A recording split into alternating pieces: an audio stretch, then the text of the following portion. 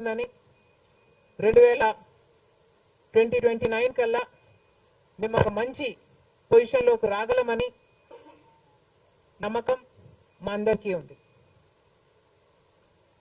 ఈరోజు చంద్రబాబు గారు ముఖ్యమంత్రి ప్రజల తీర్పును గౌరవిస్తూ ఆయనకు మరొకసారి శుభాకాంక్షలు తెలియజేస్తుంది కాంగ్రెస్ పార్టీ.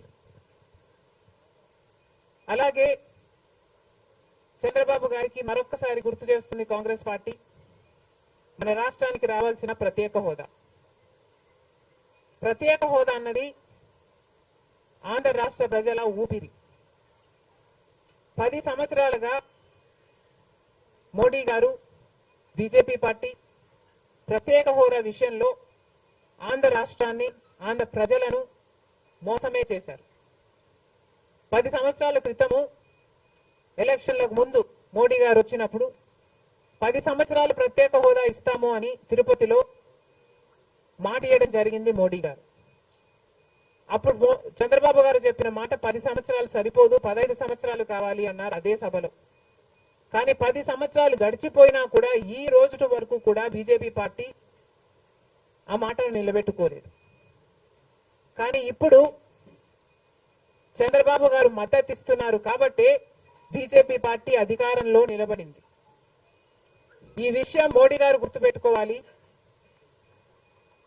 ఎందుకంటే ఈరోజు ఆంధ్ర రాష్ట్ర ప్రజల ఎన్నుకున్న ఎంపీలు కనుక బీజేపీ పార్టీకి చంద్రబాబు గారు మద్దతు ఇవ్వకపోయి ఉంటే అసలు బీజేపీ పార్టీ అధికారంలో ఉండే ప్రసక్తే లేదు. ఈరోజు బీజేపీ పార్టీ అధికారంలో ఉంది అంటే దానికి కారణం ఆంధ్ర రాష్ట్ర ప్రజలు అని మోడీ ఇప్పటికైనా గమనించాలి. చంద్రబాబు గారికి మరొకసారి గుర్తు చేస్తున్నాం.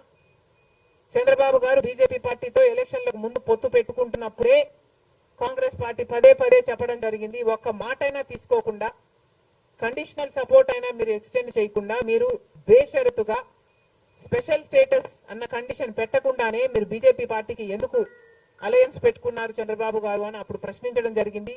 ఇప్పుడు మళ్ళీ బీజేపీ పార్టీ చంద్రబాబు గారిని డిమాండ్ చేస్తుంది. ఇప్పుడు మళ్ళీ కాంగ్రెస్ పార్టీ చంద్రబాబు గారిని డిమాండ్ చేస్తుంది.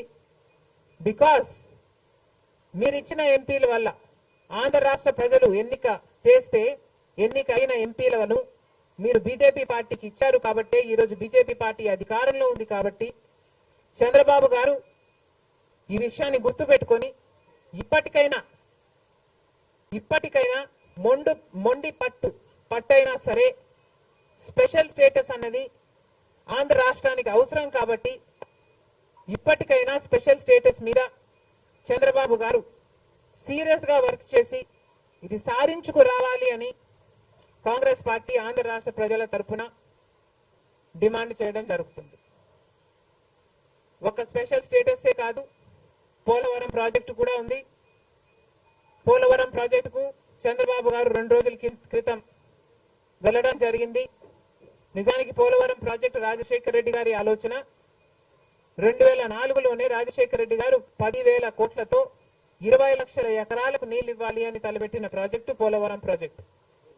రాజశేఖర రెడ్డి గారి హయాంలోనే కుడి ఎడమ కాలువలు పూర్తి చేయడం జరిగింది. ఆ కాంగ్రెస్ హయాంలోనే 4,500 కోట్లు అంటే దాదాపుగా 40% పనులు పూర్తి చేయడం కూడా జరిగింది.